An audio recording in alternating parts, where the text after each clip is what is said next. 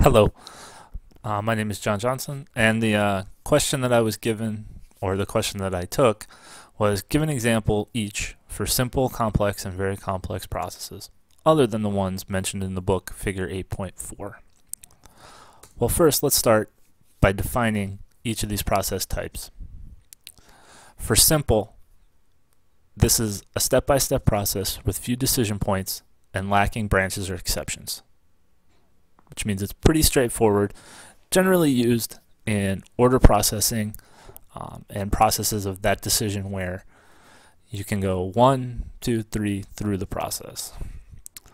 The example that I came up with is making a peanut butter and jelly sandwich. This is a pretty straightforward process.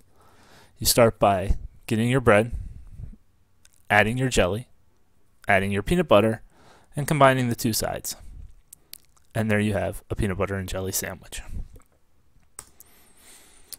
The next type is complex. This is a sequence of steps that includes branches and exceptions. It tends to be less defined in its subject matter. The example that I have for this one is actually one that I use in my day-to-day life at Valley of the Sun United Way. We created this document to help us through the process of managing one of our first things furnace grants. You can see in the document we have several swim lanes. There are a couple decision points for different departments. Some of those departments are outside of our organization. Some of them are internal. You can see that we have those decision points that lead us to different decisions and through the process. The last type is a very complex process. This is a sequence of steps that is defined by the process and requires a lot of creativity on the part of the human performer.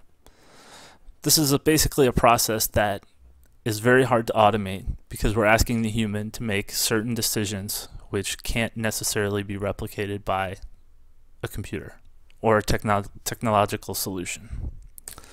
In this case, I found an example from some guys at Bowling Green State University where they built this process document to predict the weather.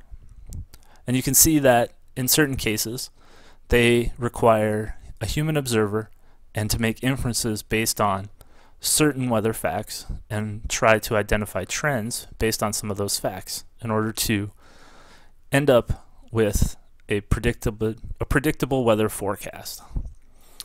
This process definitely requires a lot of human intervention and would be very hard to automate. So by nature, this question doesn't lead into a lot of discussion, but as I was coming up with this video, the thought hit me that shouldn't the idea be that when designing a process, a company should try to move the process as far to the left of Figure 8.4 as they possibly can. Hopefully this will allow them to simplify and or automate as much of the process as possible.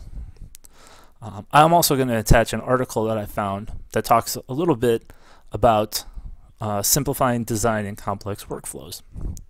Here's the disclaimer. You won't be graded on this content of the article. It's just for insightful knowledge. Thank you, and have a good day.